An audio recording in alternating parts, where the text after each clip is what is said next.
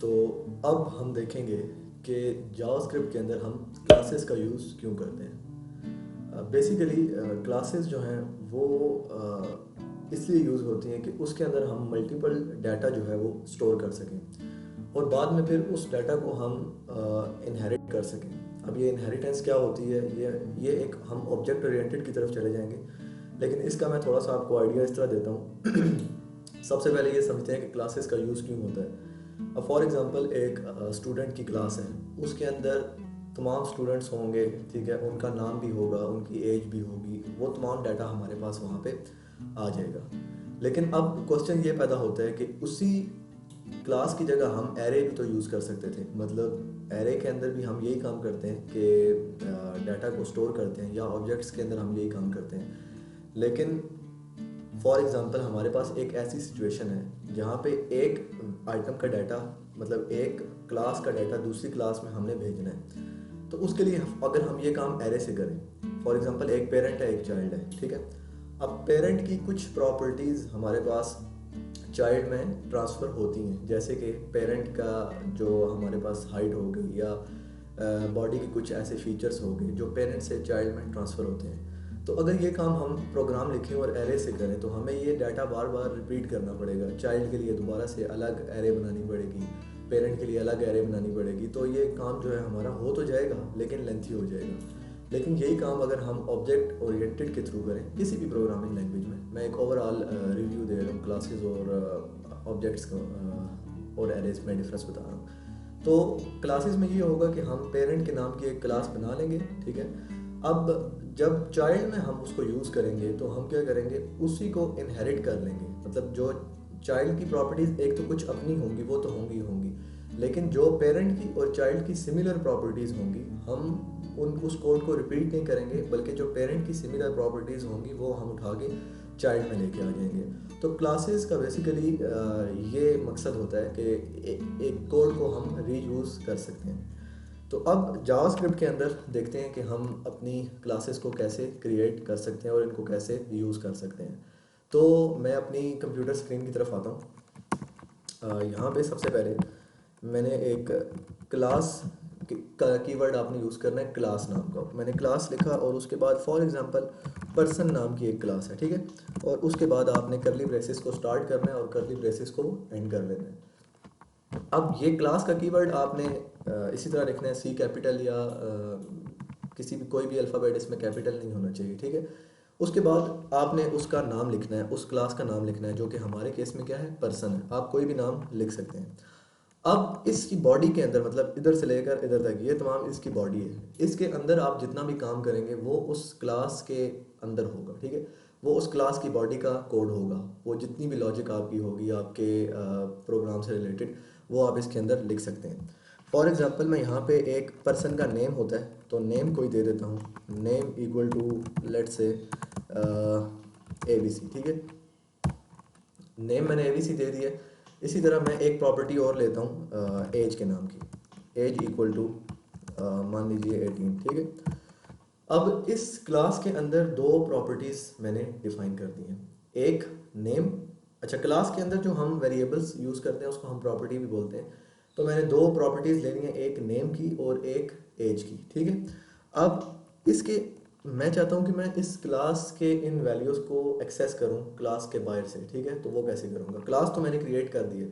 तो अब अगर मैं अभी इसको करूँ कंसोल डॉट लॉग और पर्सन, तो देखते हैं हमारे पास क्या आता है।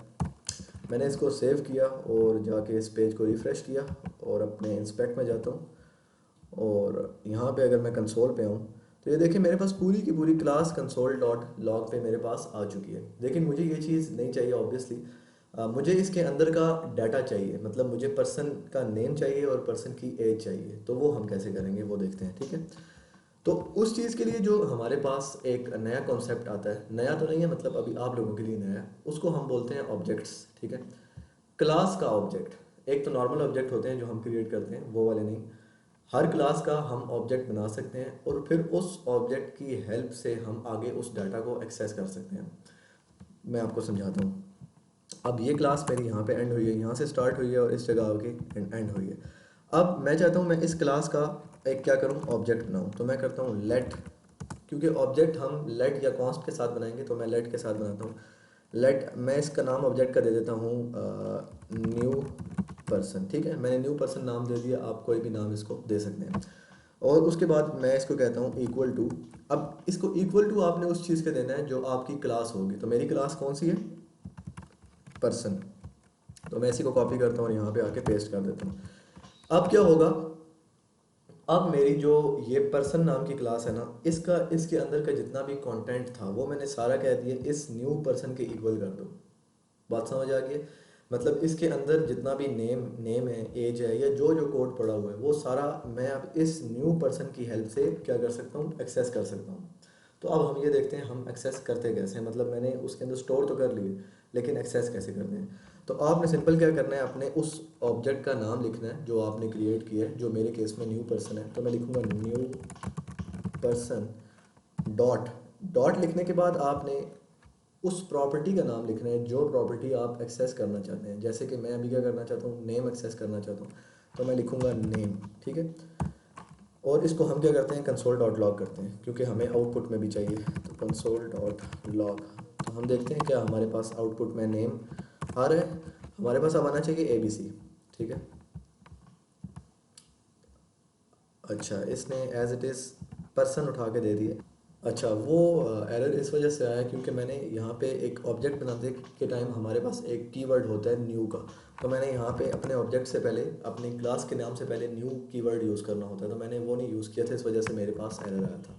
तो अब अगर मैं इसको सेव करके दोबारा से रिफ़्रेश करूँ तो ये मेरे पास जो नेम है ABC, वो मेरे पास आउटपुट में आ चुका है। ठीक है, इसी तरह अगर मैं यहाँ पे कंसोल डॉट लॉग करूँ नेम की जगह एज को, तो हमारे पास एज भी आउटपुट में आ जाएगी। ये देखें 18, तो 18 एज भी हमारे पास आ चुकी है और नेम भी आ चुका है। ये तो हो गया क्लास का एक नॉर्मल सा स्ट्रक्चर, और ऑब्जेक्ट की हेल्प से हम कैसे उस क्लास के अंदर के जो वेरिएबल्स हैं उनको कैसे एक्सेस कर सकते हैं। अब हम बात करते हैं क्लास मेथड्स की। ठीक है, ये आपने बहुत अच्छे से समझना है क्योंकि क्लास मेथड्स हमारे पास अक्सर यूज़ होते हैं। मेथड्स, पहले ये समझ लें मेथड किसको कहते हैं। मेथड बेसिकली फंक्शंस को हम बोलते हैं, लेकिन वो वाले फंक्शन जो किसी क्लास के अंदर यूज़ हुए हों उनको हम मेथड कहते हैं। मतलब नॉर्मल फंक्शन में और मेथड में बस यही फ़र्क है कि जो नॉर्मल फंक्शन होता है, जैसे कि हमने जावास्क्रिप्ट के शुरू के ट्यूटोरियल्स में देखा था, वो हम कहीं पे भी क्रिएट कर सकते हैं। ठीक है, लेकिन मेथड वो होता है जो किसी क्लास की बॉडी के अंदर क्रिएट हुआ हो, तो उसको हम सिंपली मेथड बोलते हैं। तो फ़र्क दोनों में कोई भी नहीं है। मतलब ये वाली क्लास की बॉडी है, यहाँ से स्टार्ट हो रही है और यहाँ पे एंड हो रही है, तो इसके अंदर जितने भी मैं फंक्शंस क्रिएट करूँगा मैं उनको क्या बोलूँगा, मेथड्स बोलूँगा। ठीक है, अब क्लास मेथड्स की बात कर लेते हैं। क्लास के अंदर हम किसी भी तरह का फंक्शन, सॉरी मेथड क्रिएट कर सकते हैं। अब एक दो मेथड ऐसे होते हैं, सॉरी एक ही होता है, जो बाय डिफ़ॉल्ट रन होता ही होता है। मतलब जैसे ही हम उस क्लास का ऑब्जेक्ट बनाते हैं तो वो मेथड खुद ब खुद हमारे पास रन होना स्टार्ट हो जाता है। तो उसको हम क्या बोलते हैं, उसको हम बोलते हैं कंस्ट्रक्टर। एक और भी होता है डिस्ट्रक्टर, लेकिन वो बाद में देखेंगे, अभी कंस्ट्रक्टर की बात करते हैं। कंस्ट्रक्टर बेसिकली ये होता है कि जब भी किसी क्लास का ऑब्जेक्ट बनता है किसी भी प्रोग्रामिंग लैंग्वेज में, मैं जावा स्क्रिप्ट की बात नहीं कर रहा, कंस्ट्रक्टर ये होता है कि जब हम उस क्लास का ऑब्जेक्ट बनाते हैं तो कंस्ट्रक्टर का मेथड खुद ब खुद रन हो जाता है। ठीक है, हमें उसको कॉल करने की ज़रूरत भी नहीं पड़ती। बाकी मेथड्स को तो हमें कॉल करना पड़ता है, लेकिन उसको हमें कॉल नहीं करना पड़ता। तो अब सबसे पहले मैं कंस्ट्रक्टर लिखने का आपको तरीका बताता हूँ। नॉर्मल फंक्शन की तरह ही है, थोड़ा सा बस डिफरेंस है।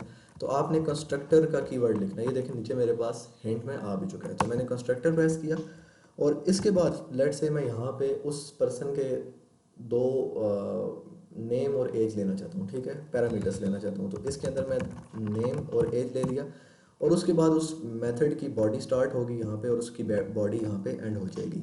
और मैं ये कहता हूँ this dot name equal to name और this dot age equal to age. अब ये दिस कीवर्ड क्या है, दिस कीवर्ड बेसिकली ये होता है कि वो पेरेंट से जो है डाटा लेके आता है हमारे पास।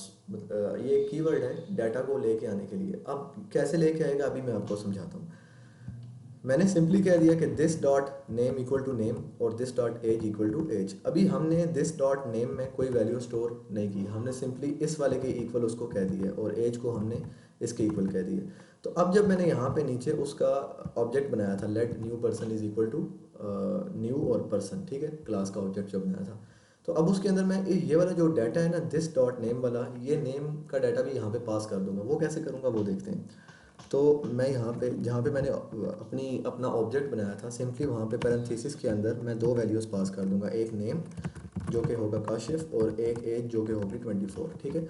ये क्योंकि मेरे पास जो है इंटीजर वैल्यू नहीं है, स्ट्रिंग है, तो इस वजह से मैंने इसको कोटेशन मार्क्स में लिए, और दूसरी वाली को मैंने इंट वैल्यू है तो उसको सिंपल मैंने इंटीजर्स में ले लिया, ठीक है। अब जब मैं इसको सेव करूँगा और सेव करके रिफ़्रेश करूँगा, अच्छा इसने मुझे आउटपुट में नहीं दिया क्योंकि मैंने इसको अभी तक कंसोल डॉट लॉग नहीं किया, इस वजह से इसने आउटपुट में नहीं दिया। तो अब मैं इसको सिंपली कंसोल डॉट लॉग कर लेता हूँ, कंसोल डॉट लॉग और न्यू पर्सन।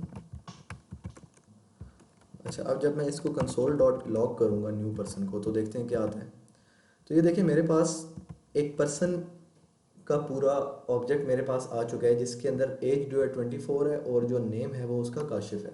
तो ऑटोमेटिकली उसके अंदर एज भी स्टोर हो चुकी है और नेम भी स्टोर हो चुका है। मतलब मैंने इस कंस्ट्रक्टर फंक्शन को कहीं पे भी कॉल ही नहीं किया, लेकिन खुद ब खुद इसके अंदर जो डाटा है वो स्टोर हो चुका है।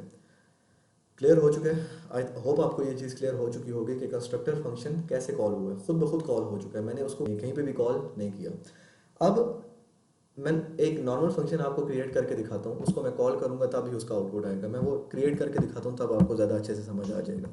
फॉर एग्ज़ाम्पल, ठीक है, मैं एक और लेता हूँ, फंक्शन बनाता हूँ और हॉबी के नाम का मैंने एक फंक्शन बना दिया, ठीक है। ऐसे हॉबी के नाम का फंक्शन बना दिया और इसके अंदर मैंने एक वेरिएबल ले लिया, लेट हॉबी, कोई भी आप वेरिएबल का नाम रख सकते हैं, और मैं कहता हूँ फुटबॉल, ठीक है। अब मैं जब इस हॉबी वाले फंक्शन को एक्सेस करना चाहूँगा तो वो मैं कैसे करूँगा वो भी देख लेते हैं। तो जहाँ पे मैंने ऑब्जेक्ट बनाया हुआ था, सिंपली उस जगह आके मैं क्या करूँगा, इस कंसोल डॉट लॉग को हटा देता हूँ और यहाँ आके मैं करता हूँ न्यू पर्सन डॉट हॉबी, ठीक है। तो अब इस फंक्शन को यूज़ करने के लिए मुझे इसको ऐसे डॉट की हेल्प से कॉल करना पड़ा है, डॉट हॉबी। लेकिन जो कंस्ट्रक्टर वाला फंक्शन था वो बाय डिफ़ॉल्ट उसको मैंने यहीं पे वैल्यूज़ असाइन की हैं और वो वैल्यूज़ उनको असाइन हो चुकी हैं। और अब जैसे ही मैं इसको कंसोल डॉट लॉग करूँगा ना, तो मेरे पास ये हॉबी वाला फंक्शन जो है ये मेरे पास इसकी वैल्यू रिटर्न कर देगा, ठीक है। तो इस तरीके के साथ हम क्लासेस को क्रिएट करते हैं और क्लासेस के अंदर मेथड्स को क्रिएट करते हैं, और नॉर्मल अगर वेरिएबल्स को एक्सेस करना हो जो उस क्लास की प्रॉपर्टीज़ होती हैं, तो वो नॉर्मल इस न्यू पर्सन जो हमने ऑब्जेक्ट बनाया है उसकी हेल्प से हम वो कर सकते हैं।